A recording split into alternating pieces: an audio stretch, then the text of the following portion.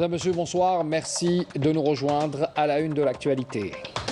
Le président de la République, Abdelmajid Tebboune, a signé ce dimanche 2 décrets présidentiels en vertu desquels il a nommé Abdelaziz Khelaf, directeur de cabinet à la présidence de la République, et Samir Agoun, porte-parole officiel de la présidence.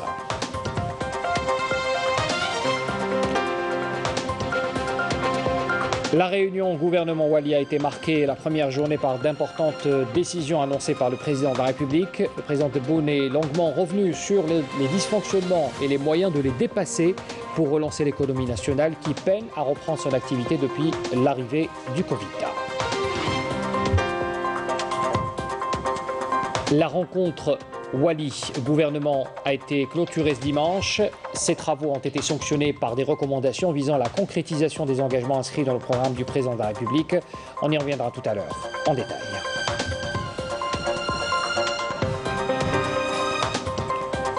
Et puis dans l'actualité également, en marge des travaux de la 76e session de l'Assemblée générale de l'ONU, le ministre des Affaires étrangères et de la communauté nationale à l'étranger, Ramtala Mamra, s'est entretenu avec le secrétaire général de l'ONU, Antonio Guterres.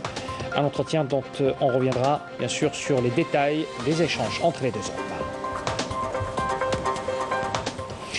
Bienvenue à tous. Le président de la République, Abdelmajid Tebboune, a signé aujourd'hui un décret présidentiel en vertu duquel il nomme Abdelaziz Khelaf, directeur de cabinet à la présidence de la République, en remplacement de Nordine Berdad-Daïdj, appelé à d'autres fonctions. Le président de la République a également signé un autre décret présidentiel en vertu duquel il nomme Samir Agoun en qualité de porte-parole officiel de la présidence de la République. La réunion gouvernement Wali a été marquée la première journée par d'importantes décisions prises par le président de la République. Le président Tebboune avait longuement il était revenu sur des dysfonctionnements et les moyens de les dépasser pour relancer l'économie nationale qui peine, il faut le rappeler, à reprendre son activité normale depuis l'arrivée du Covid. Le président Tebboune avait insisté sur la facilitation de l'acte de gestion accompagné d'un contrôle rigoureux pour faire face à la déperdition de nos ressources. Le compte-rendu complet avec Nesseline Ben Saïdi. Dans son allocution à l'occasion de l'ouverture de la rencontre gouvernement Wali, le président de la République, Abdelmajid Tebboune, a souligné que ce rendez-vous constitue une occasion pour procéder à l'évaluation, au redressement et à la prospective des efforts à prévoir en vue d'atteindre les objectifs tracés à court, moyen et long terme dans le cadre du processus de concrétisation de l'état de droit, la mise en place des règles de la gouvernance, la garantie de l'équité sociale et le rééquilibrage régional. Le président Abdelmajid Tebboune a fait état d'indicateurs et de signes pour une sortie du tunnel pour l'Algérie. Pour la première fois depuis plus de 2 décennies, dira le chef de l'État, la valeur des exportations pourra s'établir à plus de 4 milliards de dollars d'ici la fin de l'année. Pour le président de la République, l'Algérie est une force de frappe régionale qui apporte la paix dans la région et le monde entier reconnaît sa puissance. Par ailleurs, le président de la République a pris plusieurs décisions à caractère socio-économique, annonçant la consolidation de l'arsenal juridique de lutte contre la corruption, tout en s'engageant à protéger les responsables intègres. En vue de protéger le citoyen et prévenir sa dignité, le président de la République a donné des instructions pour l'élaboration de textes de loi criminalisant la spéculation sur les produits de base, annonçant l'entrée en vigueur dans les 2 prochains mois de l'allocation chômage dans le cadre de la loi de finances 2022. Évoquant le problème du foncier industriel, le président Abdelmajid Tebboune a annoncé la création au niveau national d'une agence du foncier industriel, une agence pour le foncier agricole et une autre pour le foncier destinée à l'aménagement urbain, relevant que la décision de création de ces 3 agences a été prise en attendant la mise en place de nouveaux mécanismes devant entrer en vigueur prochainement. Le président de la République a également appelé à un nouveau découpage administratif pour la promotion de nouvelles wilayas déléguées dans les hauts plateaux et au nord du pays. Par ailleurs, le président de la République, Abdelmajid Tebboune, a ordonné d'équiper tous les hôpitaux du territoire national de leurs propres moyens de production d'oxygène et de doter toutes les usines d'oxygène de camions-citernes pour l'acheminement de ce produit vital. Dans le même sillage, le président de la République a salué les walis qui ont participé à la lutte contre la Covid-19, mettant toutefois en garde contre les risques de relâchement. En cette occasion, Abdelmajid Tebboune a salué les efforts des soignants dans la lutte contre la pandémie. Enfin, mettant en avant la production locale, le président de la République a annoncé que le premier vaccin contre la Covid-19, fabriqué en partenariat avec la Chine, sortira le 29 septembre courant de l'usine Saïdal à Constantine. Voilà, donc c'était les grandes décisions qui ont été annoncées par le président de la République. C'était hier lors de cette rencontre gouvernement Wali, inscrite, il faut le rappeler, sous le thème relance économique, équilibre régional, justice sociale également. Alors les travaux de cette réunion ont été clôturés ce dimanche par une série de recommandations visant la concrétisation des engagements inscrits dans le programme du président de la République. La cérémonie de clôture a été présidée par le Premier ministre, ministre des Finances, Ayman Ben Abdelrahman. La première journée de la rencontre de 2 jours, bien sûr, on vient de le voir, a été marquée par cette intervention présidentielle. La rencontre a été marquée aussi par l'organisation de 5 ateliers portant sur différents thèmes. Les recommandations pratiques issues de cette rencontre devront constituer une feuille de route pour la prochaine période, et ce dans le but de poursuivre la concrétisation des engagements inscrits dans les programmes du président de la République. On écoute la déclaration du Premier ministre, ministre des Finances.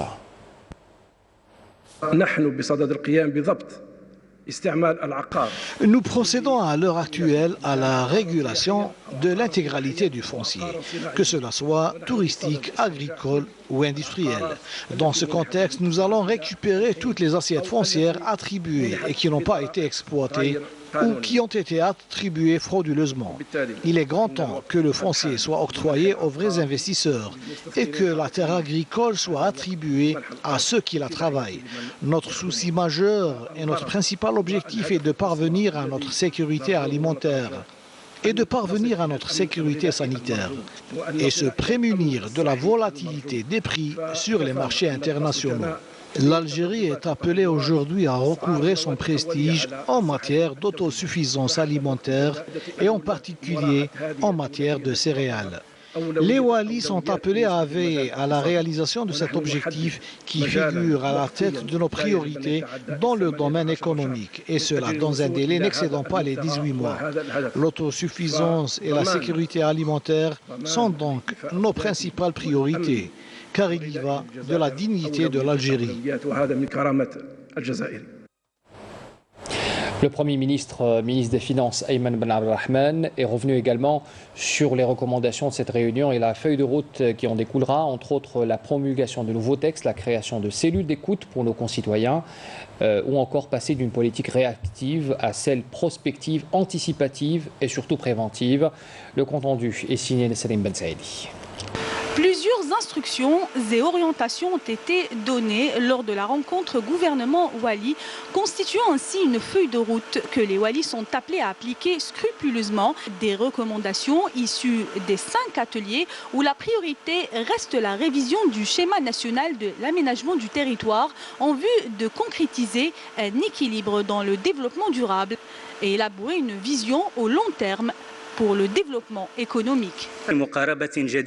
للتنمية المحلية تنبني على التجديد في المناهج والأساليب وإشراك مختلف الفاعلين من إدارات وهيئات ومنتخبين محليين. وفي ظل الرهانات المختلفة الأبعاد في الجانب الاقتصادي والاجتماعي، بات من الضروري التفكير في إعادة النظر في الاستراتيجيات المنتهجة في ظل مختلف المخططات التنمية الحالية. نتأكد بأن الاستثمار بشقيه الوطني والأجنبي يعتبر بحق طوق نجاة وقاطرة عبور بالاقتصاد الوطني إلى بر الأمان. Concernant la mise à jour des plans de résilience aux catastrophes naturelles, il a été évoqué la révision de manière prospective de la loi 2004 relative à la prévention des risques majeurs et à la gestion des catastrophes, tout en proposant aux services de la protection civile de faire appel à des volontaires dans leur plan de formation.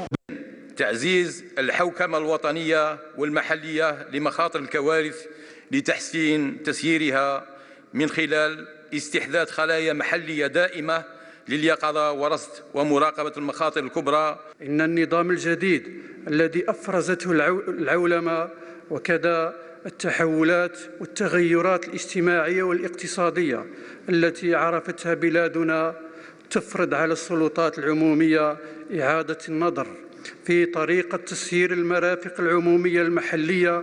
Le développement local, la création de plusieurs projets vitaux, l'amélioration des infrastructures publiques et l'éradication de la bureaucratie, des décisions au cœur de la rencontre gouvernement-Wali. Et sachez que juste après le journal de 20h, dans l'émission Vision, Samia Bacha reçoit ce soir le Wali de Tiaret pour revenir justement sur les principaux axes abordés lors de cette réunion gouvernement Wali.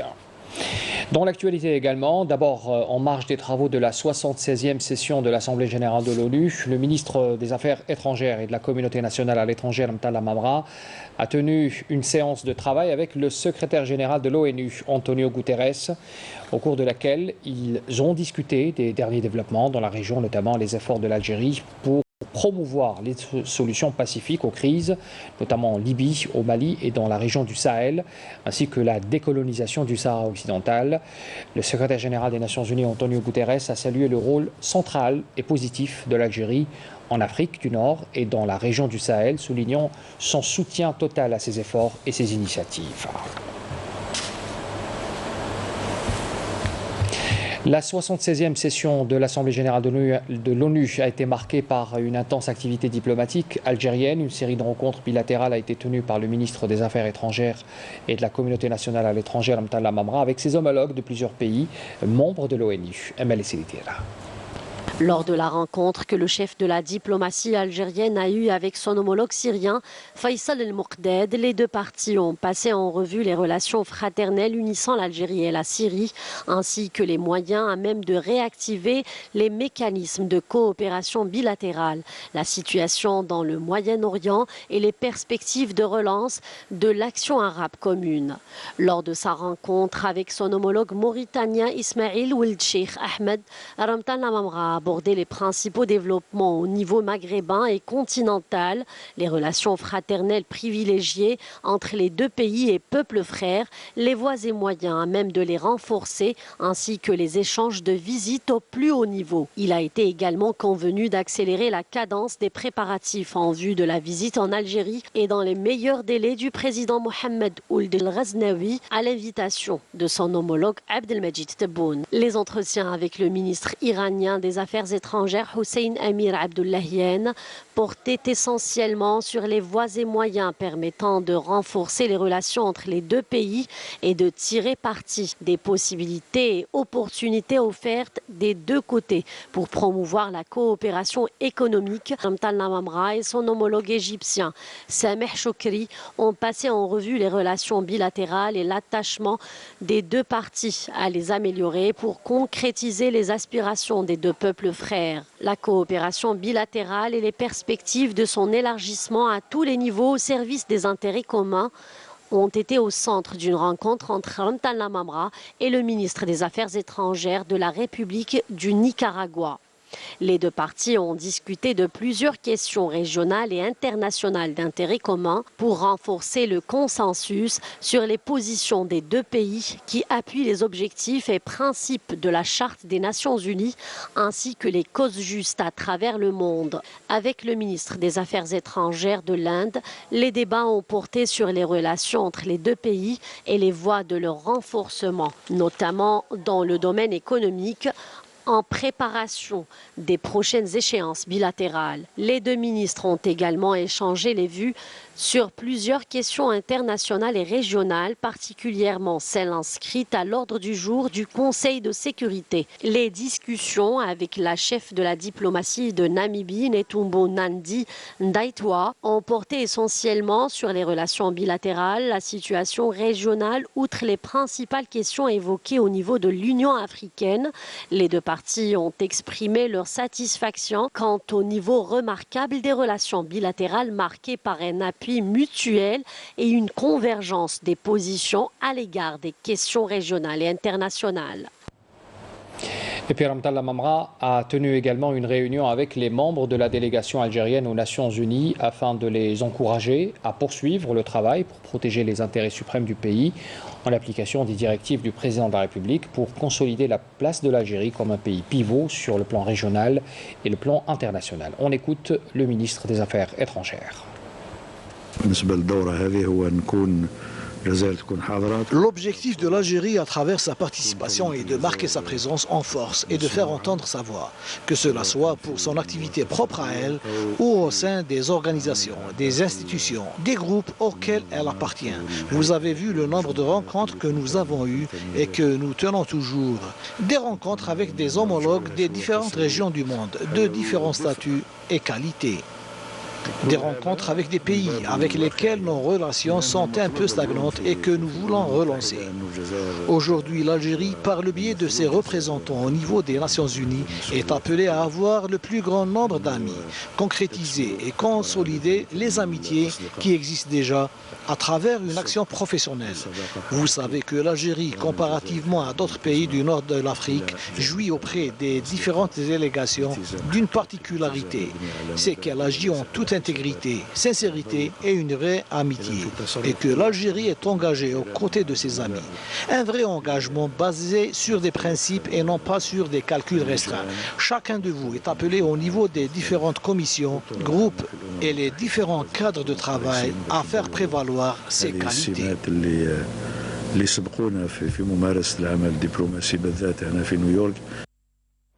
Voilà pour l'activité diplomatique du ministre des Affaires étrangères et de la communauté nationale à l'étranger à New York. Revenons au pays. On parlait en début de journal de la réunion gouvernement Wali qui mise sur le développement des régions. Et justement un exemple concret, direction la wilaya de Tougourt, pour s'intéresser à l'industrie dans cette région, en tête des secteurs les plus prometteurs dans la région sud du pays. Plusieurs centaines de projets d'investissement ont été approuvés, d'autres sont en cours de réalisation. Yasmine Massoudi. Fraîchement promu en wilaya, Tougourt connaît une dynamique de développement marquée par l'avancement considérable des projets dans différents secteurs, avec en tête celui de l'investissement industriel. Une région qui recèle d'importants gisements de matières premières, véritable levier de développement de l'économie locale et nationale. Cette unité est récente. Nous arrivons non seulement à répondre largement aux besoins de la wilaya, mais nous approvisionnons également les wilayas avoisinantes. Nous sommes spécialisés dans la fabrication de faïences et de carrelage. Notre entreprise est d'une capacité de production de 4000 pièces par jour avec un nombre important d'employés. En ce qui concerne l'exportation, nous avons déjà exporté vers la Tunisie, le Mali et le Niger et nous comptons exporter prochainement vers le Burkina Faso. Les voisins Mali ou Niger, couvrant une superficie totale de 719 hectares répartis sur la plupart des communes, ces investissements devront générer pas moins de 1300 emplois directs et indirects. Nous avons des facilités à tous les niveaux. C'est ce qui nous a aidés à concrétiser notre projet. J'appelle tous les opérateurs économiques et surtout les jeunes à investir dans la région.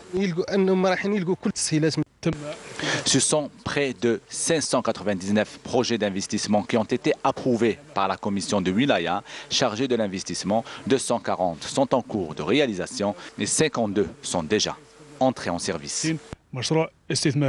La wilaya de Tougourt continue de relever les défis afin de répondre au mieux aux attentes de sa population à travers la concrétisation des projets structurants qui contribueront à améliorer le cadre de vie des habitants de la région. Revenons à présent sur le traditionnel bilan Covid pour ce dimanche. 148 nouveaux cas confirmés de coronavirus, 115 guérisons et 10 décès ont été enregistrés, selon le dernier décompte du ministère de la Santé annoncé tout à l'heure dans un communiqué. Et on parle justement de cette journée de sensibilisation à l'importance de vacciner contre le Covid qui a été organisée à la plage Les Palmiers par l'association Al-Hayat. On voit cela en image avec Sofiane Hamoudi. L'espace d'une journée, La place des Palmiers a été le théâtre de cette campagne de sensibilisation contre le Covid-19, mais aussi sur l'importance de la vaccination pour les différentes catégories d'âge. C'est très intéressant. Je trouve que le fait de sensibiliser les vieux et les jeunes ne peut être que bénéfique. Les moyens, pour nous. J'ai été touchée par le Covid. J'avais tous les signes. Même au travail, on m'a demandé de me faire vacciner et c'est ce que j'ai fait. Même le deuxième درتو والحمد je vous conseille de le faire. Les membres de l'association Al-Hayat, les jeunes bénévoles, les infirmières et les médecins ont distribué aux familles présentes des brochures de sensibilisation expliquant les voies de transmission du virus et les moyens de prévention. Nous, les médecins, membres de l'association Hayat, nous faisons de notre mieux pour convaincre les familles de l'importance du vaccin. Le deuxième objectif est de les orienter vers les différents centres de vaccination. Nous mettons également à leur disposition un guide sur les différentes mesures de prévention à suivre. Le but de cette campagne est d'inciter les personnes à se faire vacciner pour atteindre l'immunité collective pour endiguer cette pandémie. Le tribunal criminel de Darbeda, la cour d'Alger, a reporté au 10 octobre prochain le procès de l'ancien ministre de la Justice Taïeb Louh, poursuivi pour entrave à la justice lorsqu'il était à la tête du secteur. Le report intervient à la demande du collectif de défense et vise à permettre la compulsation du dossier et la comparution de tous les accusés qui sont en liberté, il faut le rappeler, dans cette affaire. Sont également poursuivis dans cette affaire le conseiller et frère de l'ancien président de la République, Saïd Bouteflika, l'homme d'affaires Ali Haddad et l'ancien inspecteur général du ministère de la Justice Taïeb Hashmi, qui a été débouté de sa demande de relax pour raison de santé. Demain, nous célébrons la journée mondiale du tourisme. À cette occasion, une rencontre a été organisée au siège de l'Office national du tourisme, une rencontre en partenariat avec Algeria Youth Ambassadors et l'Association nationale de communication et d'orientation et de promotion du tourisme, regroupant différents cadres du secteur afin de discuter des différentes stratégies pour promouvoir le secteur du tourisme en Algérie. Alors il faut rappeler que le gouvernement mise dans son plan d'action sur le tourisme et l'économie de la culture comme secteur porteur de croissance économique et s'engager à développer une vraie industrie touristique et culturelle en encourageant l'investissement dans ces domaines. On écoute. Notre destination, c'est une destination touristique avec excellence. Et dans ce sens, la stratégie, elle est basée sur la promotion de la destination Algérie. Et en travaillant avec d'autres secteurs liés, comme le ministère des Affaires étrangères, le ministère de l'Intérieur et le ministère de l'Agriculture, et tous les secteurs concernés par la promotion de la destination, encourager aussi les investisseurs à travailler pour investir dans le tourisme, parce que le tourisme, c'est pas seulement c'est-à-dire voyager, mais le tourisme, c'est une économie avant tout. C'est un développement social et environnemental aussi. Alors pour parler de tourisme, nous allons à Biskra, région qui a connu un ralentissement, il faut le rappeler, de l'activité touristique ces derniers temps et qui vient de faire un bond qualitatif en matière d'infrastructures touristiques. On voit cela en image avec Anissa Bouzida. Biskra, ou la capitale des Ibans, région touristique de premier ordre, qui attire d'année en année des centaines de touristes. En dépit du ralentissement enregistré ces dernières années, à cause notamment de la pandémie de la Covid-19. L'activité touristique reprend de plus belle, en vue des infrastructures de loisirs et d'hébergement lancées ici et là, et de celles qui ont été restaurées.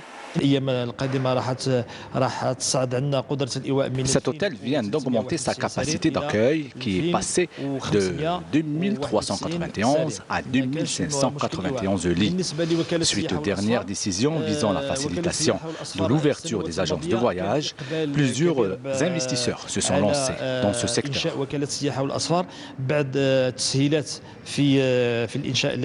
Disposant d'un potentiel touristique important composé essentiellement renouvellement des oasis et des vieux Qsor, Biskra est devenue la destination privilégiée des amoureux du tourisme saharien qui y viennent des 4 coins de l'Algérie et du monde. Cette région recèle un patrimoine touristique considérable, comme les oasis d'El Qantara, de Djmoura et de Mouchnouch, ainsi que les vieux Qsor.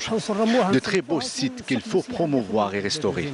J'ai visité plusieurs endroits à l'étranger, mais notre pays n'a rien à envier aux autres pays. Cette région est connue pour l'hospitalité de ses habitants. J'invite tous les touristes, où qu'ils soient, à visiter cette région. Avec une capacité d'accueil de 2500 lits et plusieurs sites touristiques et de loisirs, Biskra a relevé le défi en devenant une des régions touristiques de prédilection.